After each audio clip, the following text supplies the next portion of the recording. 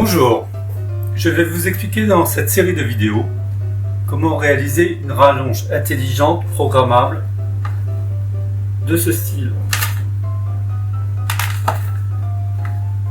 Cette rallonge pourra commander l'allumage et l'extinction d'un circuit suivant soit des horaires fixes, soit des horaires dépendants de l'heure du lever et du coucher du soleil, soit être commandée à distance par internet. Pour ma part, je l'utilise pour créer un éclairage d'ambiance le matin et le soir, pour commander l'éclairage de mon aquarium et pour commander les éclairages de Noël. Mais je suis sûr que vous pourrez lui trouver plein d'autres usages. Cette réalisation fait appel à différentes techniques tout aussi intéressantes les unes que les autres et qui pourront vous servir dans de nombreuses réalisations. Nous verrons donc ainsi le montage sur breadboard, la programmation Arduino et Vemos D1, la réalisation d'un circuit imprimé de ce type, le montage, la réalisation du boîtier et pour ceux qui possèdent une imprimante 3D, la conception de ce boîtier sous Fusion 360. Enfin, la programmation internet à distance avec une interface Bootstrap permettant de communiquer avec le Vemos D1 depuis votre smartphone et de lui envoyer des commandes. Voilà, j'espère que ces sujets vous plairont. Et nous allons maintenant commencer par la partie breadboard.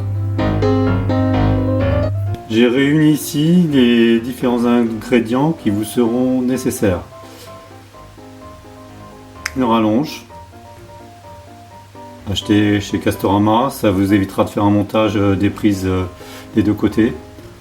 Un petit transformateur, ici c'est Recom, mais vous avez la même chose chez iLink, qui transforme le 220 alternatif en 5 volts continu. Un relais commandé en 5 volts, le fameux Vemos D1, un petit écran OLED, c'est 0,96 pouces, vous pouvez l'avoir en blanc, en bleu, en jaune et bleu, toujours pour le même prix, deux connecteurs à vis pour raccorder le 220 volts, un petit bouton poussoir, quelques broches qui serviront à faire les connexions, une petite diode et un petit peu de fil du pont qui se brancheront sur les petites broches. Dans un deuxième temps, nous réaliserons le circuit imprimé de ce style, mais je vous montrerai comment faire. Vous pouvez éventuellement, si cela vous fait peur, le faire sur une plaque pastillée de ce style, mais c'est à la limite presque plus compliqué de le faire là-dessus que de le faire sur le circuit imprimé. Vous aurez besoin également de votre fer à souder préféré et de quelques accessoires que vous avez l'habitude de manier mais que vous avez sûrement déjà chez vous. Pour que vous compreniez le montage final, je vous ai ouvert la boîte et je vous montre un petit peu tout ce qu'il y a dedans. Donc vous avez sur la plaquette de circuit imprimé qui est cachée en dessous, vous avez le Vemos D1 qui est raccordé, le relais. Donc le relais, c'est un relais sur une platine déjà prémontée, ce qui simplifie les choses. Il n'y a pas besoin de remettre la diode et la résistance qui marchent avec le relais. Vous avez l'alimentation avec le 220 volts qui arrive en entrée ici et le 220 volts qui est commandé qui repart ici en sortie. Vous avez le câblage de l'OLED. Ici, l'OLED est dans le boîtier.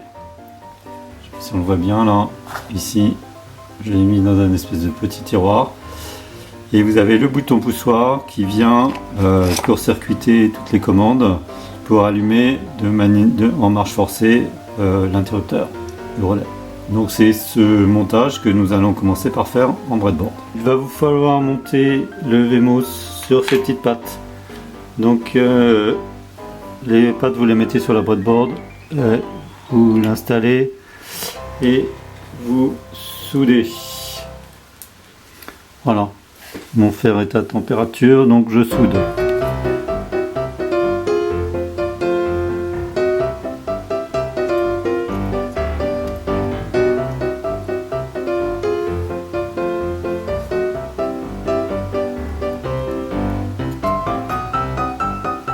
J'en ai profité également pour préparer mon bouton poussoir avec deux connecteurs Dupont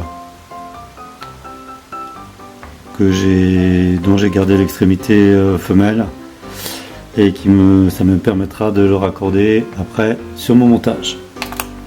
Voilà le montage sur breadboard.